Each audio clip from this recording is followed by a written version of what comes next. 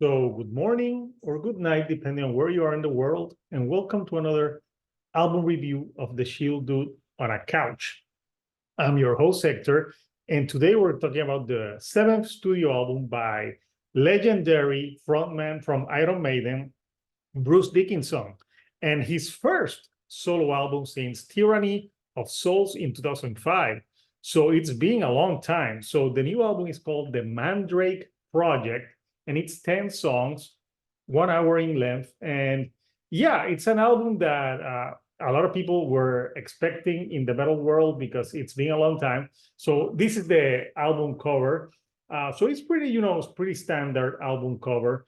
And apparently, Bruce Dickinson had this album done since 2012 or 2014, but then he sat on it and then he toured with Maiden. And then obviously the pandemic happened.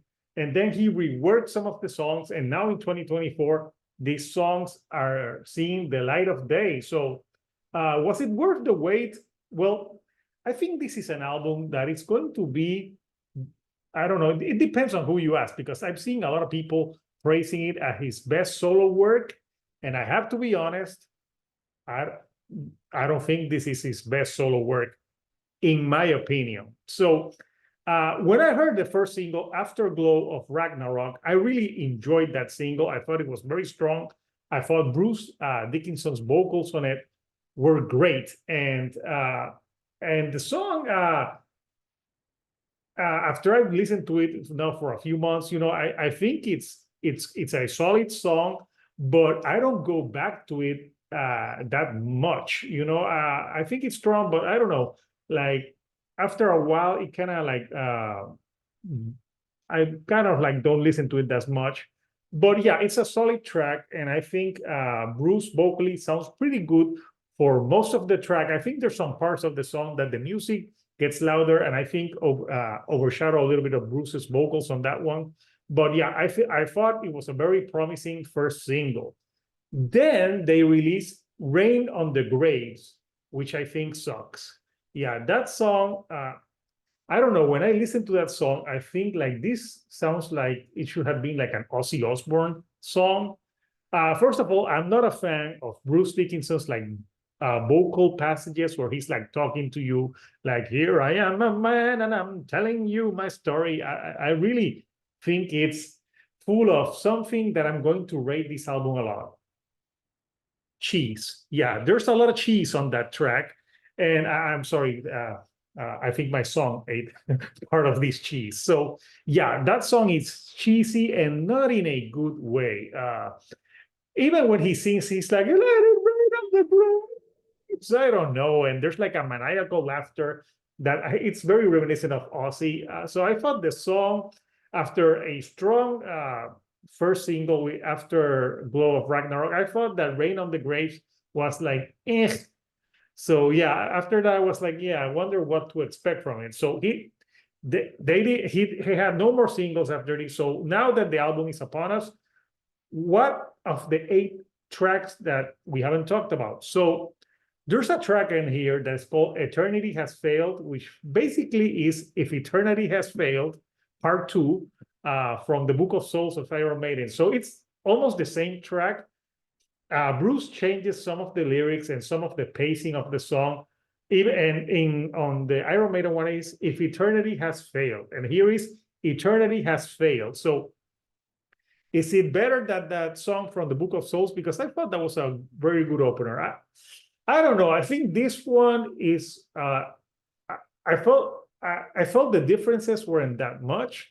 So I'm like, I've already listened to this track. So I don't know. I think I enjoy the Iron Maiden version a little bit better. This one is more quieter at times, and there's like this like flute that gives you like an ambient feeling.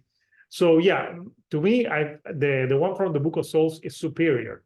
The tracks that I thought, there's some parts of this album that is more 70s rockish, classic rock tunes like Many Doors to Hell, Resurrection Man, and Mistress of Mercy, which I think are strong tracks. Resurrection Man, there's a part on the track that maybe I didn't enjoy that much, But there's like at the beginning, I think it gets like slower, but there's a part that it really sounds like very like Black Sabbath type of riffing. So I thought that was good. Uh, Many Doors to Hell is a fun track that comes before Rain on the Grave. So it's a good track. Then you have a track like Fingers in the Wounds, has some good parts to it, and then it has like a part where it's like a Middle Eastern sounds to it, uh, which can be interesting. Uh, but Mistress of Mercy, I think, besides Afterglow of Ragnarok, are the two tracks that I would say are the strongest. But then I think the album, the last three tracks, they hit the snooze fest to me. I'm sorry. On these three tracks, Bruce Dickinson went all Disney soundtrack on on you on this like, and I've heard people saying that, oh, like Sonata, Immortal Beloved, like the 9.5 minute track that opens that closes the album is great. And I'm like, is it? I'm like, I don't know. That song, to me, when I was listening to that song, it's so long and so melodramatic. And he's like, oh, I'm gonna love you. Love will tear you apart. I'm like, what the hell am I listening to? And it sounds like a it sounds like a bad version of Meatloaf. Like I would do anything for love, but I won't do that. But you know what? Not as catchy.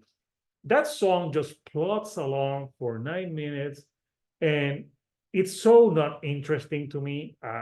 I really, when I was listening to his song, it's like, oh my God, when the fuck is this going to end? It feels immortal, not to be blunt, but it does. Then the other two tracks that end the album, Facing the Mirror, is like a short acoustic track. And I saw an interview when Bruce is like, I don't like when people call it a ballad. And I'm like, what the fuck do you want me to call it? It's an acoustic track. It's a fucking ballad. And it's a ballad that's like, I'm looking at the face in the mirror. I'm like, okay. So I don't know why I thought of like Man in the Mirror by Michael Jackson. So yeah, that song to me it's slow and boring. And Shadows of the Gods, it's a 7.5 minute track, and it has some great parts to it where it gets more rocking, but almost half of the track is a snooze fest. It's like it plods along so slowly, and Bruce is trying to be like all dramatic with his vocals. And yes, he can still sing great, even he had throat cancer, and he still has a very great voice for 64 years old. But he can have a great voice, but the songs are still boring. And there's a part here when the guitar gets more rocking, which kind of saves it, but then yeah, it's too little too late for me. And yeah, and like I said, Sonata, Immortal Beloved to me is such a boring album closer, like the Disney effect that this could have been in Aladdin. And people were being like, yeah, this makes sense. So yeah, in a nutshell, I'm disappointed with this album. I don't see it as his best work. I think there's a lot of cheese on this album, and you know what? It's not the good kind of cheese. It's like the dirty, rotten, stinky cheese that has been laid out for days, and it's starting to stench. That's what this record feels to me. Yeah, there's some tracks that are not bad, but I think there's more like forgettable stuff here than great stuff. And to me, I was just so bored listening to this album. And on the first listen, I was bored. I'm like, let me give it a few more spins. So I listened to this like 5 to 6 times to see if something was changing, and I was still bored with every listen. I took notes to see maybe I'm missing something, but yeah, to me, the Mandrake Project, I'm sorry, I know some people will think this is his greatest work, but I don't know. I think the Chemical Wedding and Tyranny of Souls are way stronger albums than this one, to be honest. And the worst track is the single Rain on the Graves and Sonata, Immortal Beloved. Those two tracks for me are just atrocious. And I've heard some people saying that the last track was so epic in nature, so good. and I'm like, I don't know. It's like epicness, hit the snooze button. So those are my thoughts on the Mandrake Project by Bruce Dickinson. And I think uh, Bruce Dickinson, oh no, Bruce, don't don't visit me tonight. And this is Bruce Dickinson looking at me like, how dare you judge my album this way, you pitiful fool. I will come by tonight dressed like this and kick your ass. So I'm sorry, Bruce. I still think you're an amazing singer, but I'm just not a fan of the Mandrake Project. So please forgive me. So I want to know from you guys, did you think this album was the Cheese Project, or did you actually enjoy it? Tell me, comment, what are your favorite tracks from this album? I would really want to know. And if you like the videos that I'm putting out, do not forget to subscribe and do not forget to give me a like. That helps me with the YouTube algorithm to get to more people like yourself. So until next time, people, this is Hector, the Shield Dude on a couch, and I'll see you all right here on the couch. Thank you and goodbye.